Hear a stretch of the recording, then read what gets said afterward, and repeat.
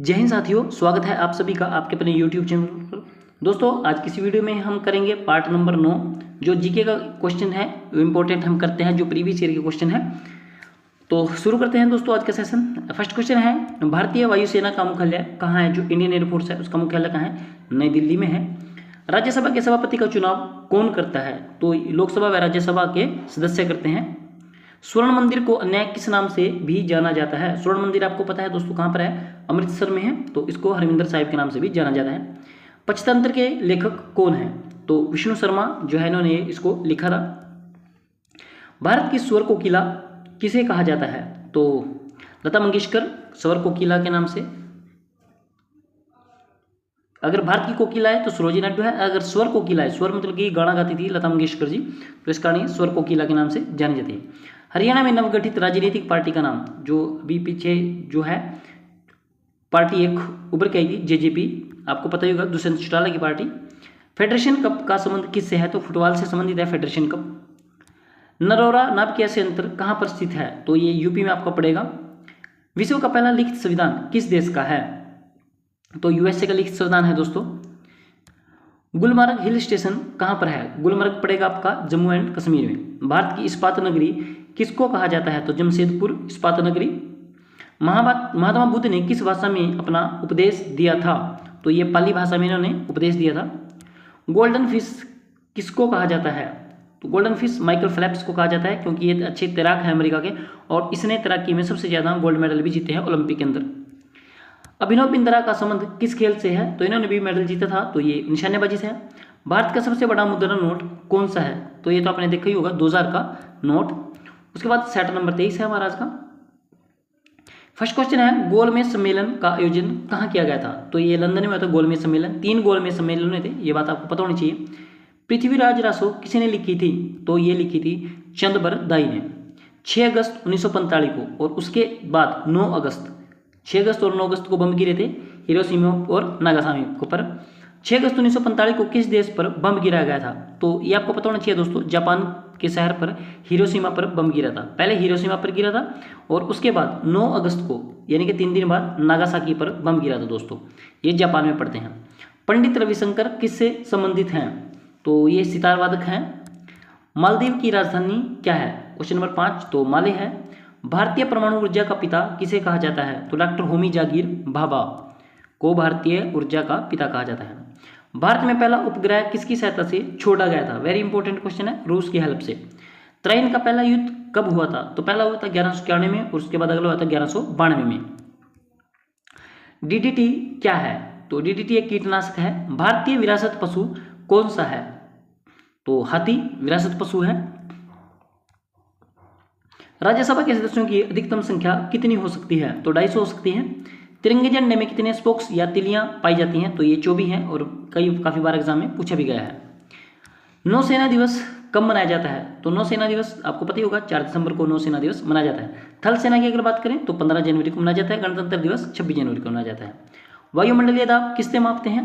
तो आपको पता होगा, लैक्टोमीटर से दूध की शुद्धता मापी जाती है, हाइग्रोमीटर से आर्द्रता मापी जाती है, और बैरोमीटर से वायुमंडलीय दाब माना जाता है। ऑप्शन नंबर ए बिल्कुल सही जवाब हो जाएगा। उसके बाद है, आगामी एशियाई खेल कहाँ होंगे? तो ये हुए थे आपके झांगझू, चीन में। उसके बाद क्वेश्चन नंबर फर्स्ट है सेट नंबर 24 का। पहला क्वेश्चन है, राज्यपाल बनने के लिए न्यूनतम आयु कितनी होनी चाहिए? तो 35 साल होनी चाहिए आपका। और एमएलए बनने के लिए 25 साल होता है, एमपी के लिए 30 साल होती है। मारो फिरंगी को ये नारा किसने दिया था? तो ये मंगल पांडे जी का नारा था। दिव्यांगों के लिए ओलंपिक खेलों का क्या कहा जाता है? तो आपको पता ही होगा, पैरा ओलंपिक इनको संज्ञा दी जाती है। पणजी राजधानी किस नदी के किनारे पर बसी हुई है? तो ये मांडवी नदी के किनारे पर है पणजी। गोवा की राजधानी है पणजी। भूटान की मुद्रा क्या है? तो भूटान की मुद्रा नुगुल्टम है। उसके बाद पहली भारतीय भूमिगत मेट्रो कहाँ पर चली थी? तो ये कोलकाता में चलाई थी। सीके नायडू ट्रॉफी किस खेल से संबंधित है? तो ये क्रिकेट की रिलेटेड है। अंतर्राष्ट्रीय मानवाधिकार दिवस कब मनाया जाता है? तो 10 दिसंबर को इसको मनाया जाता है। व्यापार मुक्त बंदरगाह किसे कहा जाता है? तो ये कांडला जो है व्यापार मुक्त बंदरगाह है। शुक्र ग्रह के उपग्रहों की संख्या कितनी है? तो इनमें से कोई नहीं, इसका ऑप्शन हो जाएगा, शुक्र ग्रह के उपग्रह नहीं है। उसके बाद निम्न में से कौन तबला वादक हैं? तो जाकिर हुसैन तबला वादक हैं। किस भारतीय राज्य की सबसे लंबी समुद्री सीमा है? समुद्री सीमा की यहाँ पर बात कर रहा है तो गुजरात है, आपको पता ही होगा। ऐसे अगर हम नक्शा बनाते हैं तो यहाँ पे गुजरात जो पड़ेगा उसके ऊपर थोड़ा। भारत की पहली महिला अंतरिक्ष यात्री का नाम क्या था जो अंतरिक्ष में गई थी? यहाँ पर बात हो रही है भारत की। अगर विश्व की होती तो वेलेंटिना तेरेस्कोवा था, बट भारत की बात हो रही है तो ये कल्पना चावला है जो आपके करनाल से रिलेटेड है, हरियाणा करनाल से। और 1/2/2003 को इनकी डेथ हो गई थी।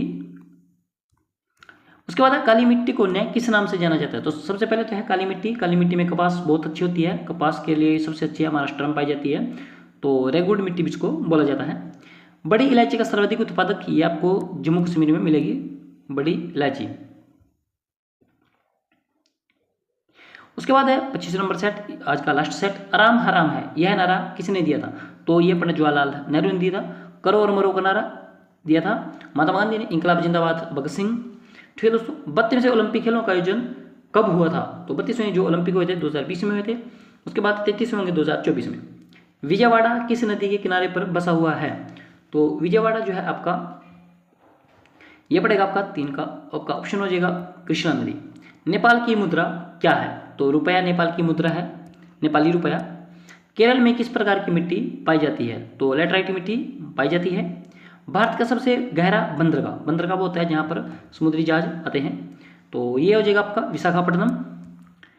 ज्ञानपीठ पुरस्कार किस क्षेत्र में दिया जाता है? वेरी इंपॉर्टेंट क्वेश्चन है, एग्जाम में मिलेगा आपको, साहित्य क्षेत्र में। एस बालचंद्रन का संबंध किससे है? तो ए वीणा से है, वीणा वादक sorry. My experiment with truth ये बुक किसने लिखी थी? तो ये महात्मा गांधी जी की लिखी हुई है। विश्व में किस देश ने परमाणु बम का प्रयोग किया था? तो ये अमेरिका ने किया था। आपको बता दूं दोस्तों, अमेरिका ने किसके ऊपर ये बम किया था? तो ये अमेरिका ने किया था जापान के ऊपर। कब? 6 अगस्त को और एक 9 अगस्त को। ये बात आपने याद रखनी। 1945 में ये गिरे थे। पहला बम गिरा था हिरोशिमा पे और दूसरा गिरा था नागासाकी पे। ठीक है दोस्तों, याद रखना है। उसके बाद क्षेत्रफल में भारत का सबसे बड़ा राज्य है, एरिया वाइज की यहाँ पे बात कर रहा है तो राजस्थान सबसे बड़ा है। अगर हम बात करें पॉपुलेशन की तो पॉपुलेशन कहाँ पे है? यूपी में सबसे ज़्यादा है दोस्तों। उसके बाद नेक्स्ट क्वेश्चन है, चंबल किसकी सहायक नदी है? तो ये यमुना की है। रबड़ का सर्वाधिक उत्पादक राज्य कौन सा है? तो ये आपका केरला है। नाबार्ड बैंक का मुख्यालय कहाँ पर स्थित है? तो ये आपका मुंबई में है नाबार्ड बैंक। हरा ग्रह किसे कहा जाता है? तो ये आपको हो जाएगा अरुण ग्रह को हरा ग्रह भी कहा जाता है। तो दोस्तों ये कुछ इंपॉर्टेंट क्वेश्चन थे, 45 क्वेश्चन आज मैंने कराए हैं। कैसा लगा वीडियो दोस्तों कमेंट करके जरूर बताएं। मिलते हैं नेक्स्ट वीडियो में, तब तक के लिए जय हिंद साथियों।